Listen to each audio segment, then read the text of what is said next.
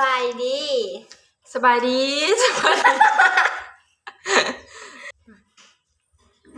สบายดีสบายดีสบายดีพี่ๆ FC เบิร์ทุกคนเด้อวันนี้น้องหนิงกับน้องเค้กกะมาเปิดคลิปที่ซองหนิงสาวลาวเส้นเคยเนาะทุกคนเนาะมื้อนี้เฮาเห็นกันกับบ่แม่นเด้อเนาะทุกคนเนาะกะตามเส้นเคยเนาะมื้อนี้กะน้องหนิงกับน้องแพนเค้กกะสิมาเฮ็ดตามเท้าไก่เนาะใส่ขนมจีนเนาะทุกคนเนาะไปทาเบิ่งเด้อทุกคนว่ามันสิน่ากินจังไดเนาะไปเมื่อกี้นี้ก็มีหลานน้อยมาบ่นเนาะทุกคนเนาะบัดนี้เฮาบอกไปพูดแล้วเนาะก่อนสิได้คลิปนึงบ่แม่นเรื่องธรรมดาเนาะไปเบิ่งตามเขาเลยนะว่าสิหน้าตาเป็นตะกินส่ำใดเนาะไปนี่เนาะทุกคนตอนนี้เฮาได้เอามะเผ็ดแล้วก็กะปิแล้วก็ผักกระเทียมเนาะแล้วก็ผงชูรสใส่เนาะเฮาก็สิมาตำแล้วก็น้ำตาลเนาะทุกคนเนาะปรุงตามมากเลยเนาะทุกคน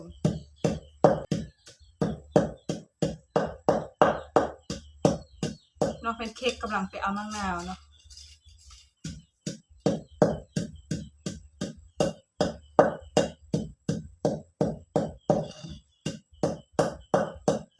ช่วงนี้บ่ได้ไปถ่ายคลิปเลยเนาะเพราะว่าบ่มีเวลาไปถ่ายเอาหลานแด่นี่เนาะตอนนี้เราก็ตำแล้วเนาะ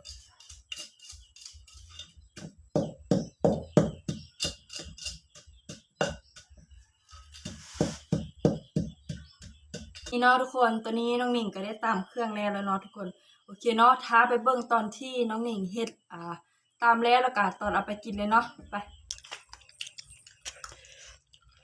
นี่เนาะทุกคนตอนนี้เขาก็เฮ็ดแล้วเนาะเขาจะเฮ็ดวันใหญ่เนาะหน้าตาเนี่ยประมาณนี้แหละไปกินกันเลยเนาะไป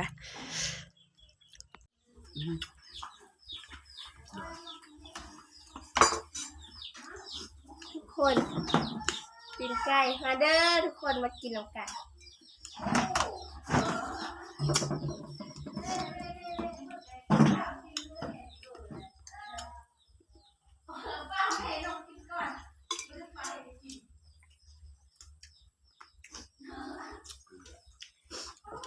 เปิดน้ำเย็น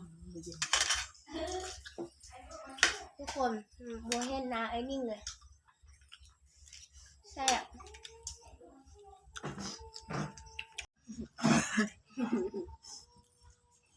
เข้าน้องสาธุเดมาสาธุจนว่าเบิดเลย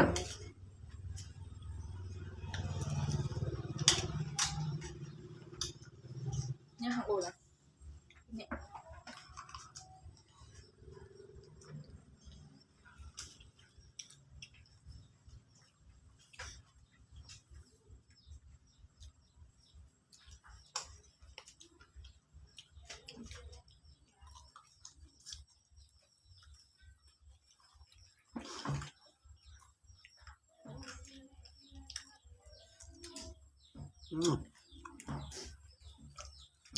ใช่ปะ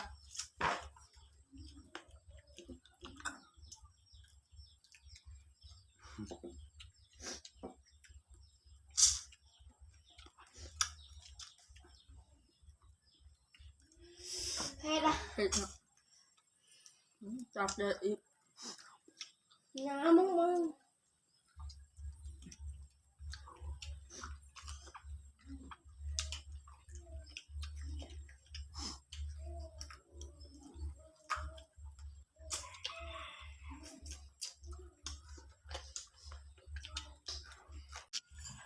เอาขา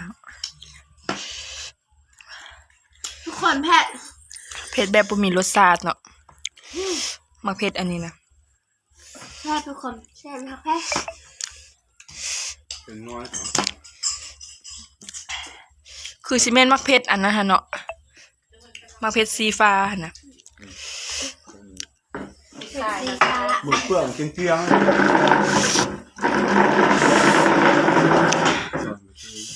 นี่เนาะ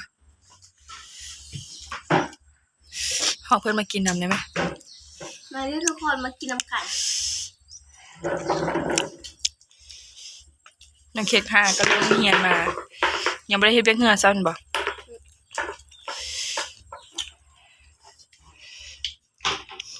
นี่เนาะถ้าไปเบิ่งว่าเขาสิกินเบิดบ่เนาะนี่3 คน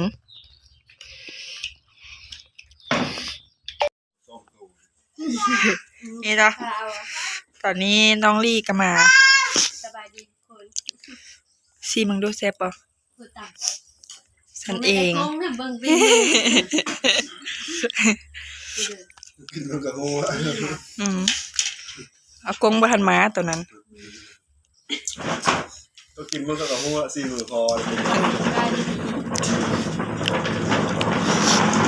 าแดก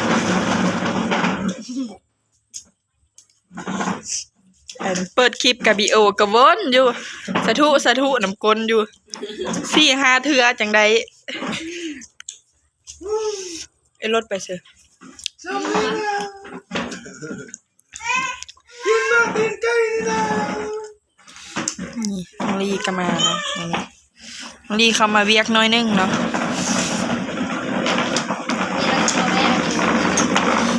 อ้าว เฮ้ยกด สาธุปานะ